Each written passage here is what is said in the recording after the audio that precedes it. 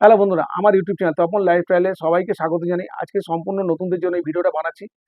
So অনেকে কাজ শিখছো যারা সেলাই মেশিনের মধ্যে সুতো পরাতে পারো না, তাদের জন্য সম্পূর্ণ এই ভিডিওটা। আজকে কীভাবে সেলাই মেশিনে সুতো পরাতে হয় আর হচ্ছে ববিন কেস হুকের মধ্যে কিভাবে তোমরা ফিটিংস করবে সেইটা আমি আজকে তোমাদেরকে দেখাবো। অনেকে ববিন কেসটা নিচের দিকে যে হুক আছে হুকের মধ্যে পরাতে জানো না।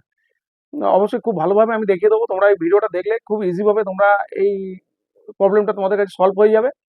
আর যদি আমার চ্যানেলে নতুন হয়ে থাকো, অবশ্যই আমার চ্যানেলটিকে সাবস্ক্রাইব করে রাখো আর নোটিফিকেশন বেলটি অন করে রাখো। যখন আমি ভিডিও ছাড়বো, আমার ভিডিও দেখে তোমাদের কাজ শিখতে খুবই সুবিধা হবে। সঠিক নিয়মে সঠিক পদ্ধতিতে কাজ শেখার জন্য অবশ্যই আমার চ্যানেলটিকে সাবস্ক্রাইব করে রাখো। চলো আসো, আমি দেখাই কিভাবে সুতো পড়াতে হয়।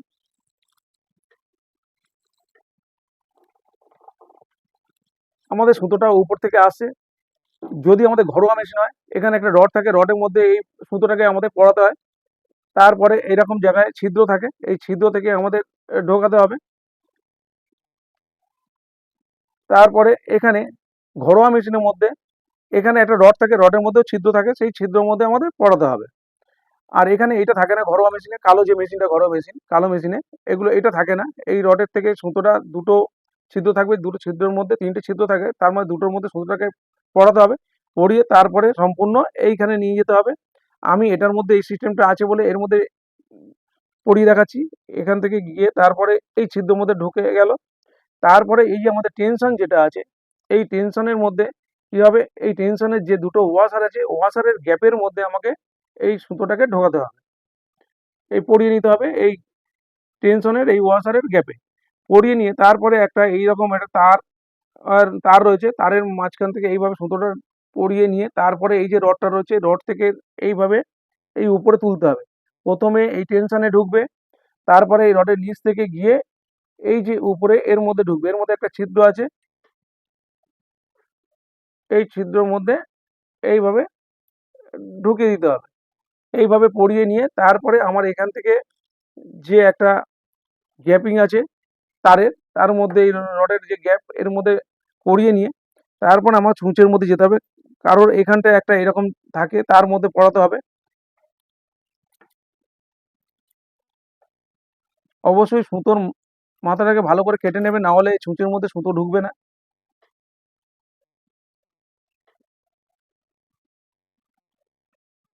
এইভাবে সূচের মধ্যে আমি সুতোটা পরিয়ে নিলাম। এরপর আমাদের কাছে আছে এই যে সুতো, এটা ববিন আর ববিন কেস। এর মধ্যে আমরা সুতোটাকে এইভাবে ববিনটাকে ঢোকাবো কেসের মধ্যে। এইভাবে সুতোটাকে নিয়ে এই যে গ্যাপটা আছে, এই গ্যাপের মধ্যে নিয়ে এইভাবে চেপে ঢুকিয়ে নেবো, এই ফাঁক থেকে চলে আসবে এইভাবে সুতোটা। এতটা পরিমাণ সুতোটাকে আমাকে বের করে নিতে হবে। 3-3.5 ইঞ্চি পর্যন্ত সুতোটা আমাকে ঝুলিয়ে নিতে হবে, তার বেশি নয়। নিয়ে এরপরে এই যে তলায় যেটা, এই যে নিচে এটা যার মধ্যে ঢোকে সেটাকে হুক বলে। এই যে হুকের মাঝখানে একটা রড আছে, আর এটার মাঝখানে একটা ছিদ্র আছে কেসের মাঝখানে। এবার এটাকে ধরে নিয়ে আমাকে ভালো করে ববিন কেসটাকে ধরে নিয়ে ববিনটাকে হাতে করে এইভাবে আমি ধরবো, 3টে আঙুল দিয়ে এইভাবে ধরবো। ভালো করে দেখো না, এইভাবে 3টে আঙুল দিয়ে ধরবো। এই আঙুল দিয়ে এই প্রেশারটা রাখবো, না তো এটা খুলে পড়ে যাবে। আর এটাকে উঁচু করে নেব। এটাকে উঁচু করলে এই লকটা আমার উঁচু হয়ে যাচ্ছে, এটা বসে যাচ্ছে, এটা ছাড়লে উঁচু হচ্ছে। এইটাকে তুললে এই লকটাকে বসে যাবে। তাহলে এবার আমি এটা নিয়ে গিয়ে ওখানে একটা এটা ঢোকার মতো একটা ছিদ্র আছে, সেখানে এইটা ওর গ্যাপের মধ্যে আমি বসিয়ে এই লকটাকে ছাড়তে হবে। তাহলে ভালো করে দেখো, এই যে ওখানে যে রডটা আছে, রডের মাঝখানে এরও একটা ছিদ্র আছে, এই ছিদ্রর মধ্যে ওই ছিদ্রটা ঢুকিয়ে দিলাম। দিয়ে দেখো, ভালো করে দেখা যাচ্ছে নিশ্চয়ই।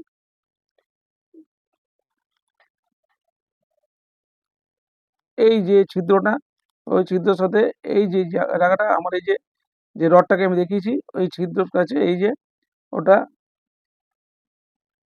এইভাবে এটা ঢুকে যাবে। এই যে এই যে পরিয়ে দিলাম, পরিয়ে দিয়ে এটা ছেড়ে দিতে হবে। তাহলে লক হয়ে গেল এটা। তারপরে আমাকে সুতো এইভাবে সুতোটাকে ধরবো। এইভাবে ধরে নিচে সুতোটাকে আমি এইভাবে একটু লুজ দেবো, দিয়ে এটাকে টেনে তুলে নেব, নিচে সুতোটা চলে আসলো উপরে। দেখো, তোমাদের জন্য খুবই উপকারে লাগবে এই ভিডিওটা। যারা নতুন সুতো পড়াতে জানো না, তাদের জন্য এই ভিডিওটা সম্পূর্ণ। অবশ্যই তোমরা ভালো করে দেখে এই কাজটা এই জিনিসটা শিখে রাখো। আর একটা প্রবলেম তোমাদের খুবই হয় যে ছুঁচে সুতো কাটে খুব। সুতো কাটা প্রবলেমটা প্রচুর প্রবলেম, যে প্রায় মেশিনে ছুঁচে সুতো কাটে। তার কারণ একটাই হচ্ছে, তোমরা ভালো এই ছুঁচটাকে চেঞ্জ করবে। যদি সুতো কাটে তাহলে তোমাদের এই ছুঁচটাকে চেঞ্জ করতে হবে। আমরা যে ছুঁচগুলো কিনি একটা পাতার মধ্যে অনেকগুলো থাকে, যেগুলো কম দামে ছুঁচ হয়। আমরা ভালো যদি ছুঁচ ব্যবহার করি তাহলে হচ্ছে সুতো কাটবে না। যদি কম দামে ছুঁচ ব্যবহার করি তাহলে আমাদের এই ছুঁচের ভিতরে যে হোলটা আছে, এখানে যে সুতোটা ঢোকাই হোলটা আছে, হোলটা হচ্ছে, হোলের যে ছিদ্রটা আছে ভিতরে ধারালো থাকে। যখন আমাদের কাপড়ের মধ্যে প্রেসারটা নেয় তখনই সুতোটা কেটে যায়। তাহলে একটা প্যাকেটের মধ্যে যদি 10টা ছুঁচ থাকে, তার মধ্যে হয়তো 3টে ভালো ছুঁচ পাওয়া যায়, বাকি সব ছুঁচ প্রায় খারাপ হয়। ওই জন্য ভালো ছুঁচ আমাকে এটা নিতে হবে। আর একটা প্রবলেম হচ্ছে আমাদের ফলস পড়া। নিচে যদি ফলস পড়ে, আমরা যখন কাপড়ে সেলাই করব, এই কাপড়ে যখন সেলাই করব যদি নিচে ফলস পড়ে তাহলে আমাকে এইটাকে টাইট করতে হবে, এই টেনশনটাকে টাইট করতে হবে।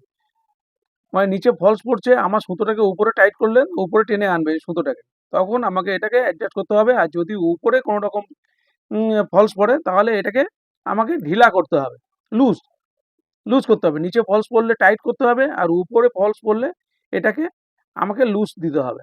তাতেও যদি আমার প্রবলেম যদি সলভ না হয়, লুজ পড়া যদি ফলস পড়া প্রবলেম না হয়, তাহলে আমাদের এই কেসটাকে চেঞ্জ করে নিতে হবে। কেসটা খারাপ হয়ে গেছে,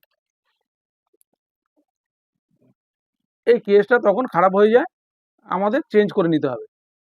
এই সুতো গিয়ে গিয়ে ভেতর দিয়ে সুতো গিয়ে গিয়ে ভিতরটায় দাগ এসে যায়, এই ভেতরে সুতোটা চলে চলে এর ভিতরে দাগ এসে যায়, সেই কারণে প্রবলেমটা শুরু হয়। যদি এটাকে আমাকে অ্যাডজাস্টমেন্ট করে না, মানে করে যদি না ঠিক হয়, তাহলে হচ্ছে আমাকে এটাকে চেঞ্জ করতে হবে, করলে আমার প্রবলেম সলভ হয়ে যাবে। তো চলো বন্ধুরা, আজকে ভিডিওটা এই পর্যন্ত। আবার নতুন কোনো ভিডিও নিয়ে তোমাদের সাথে দেখা হবে। টাটা।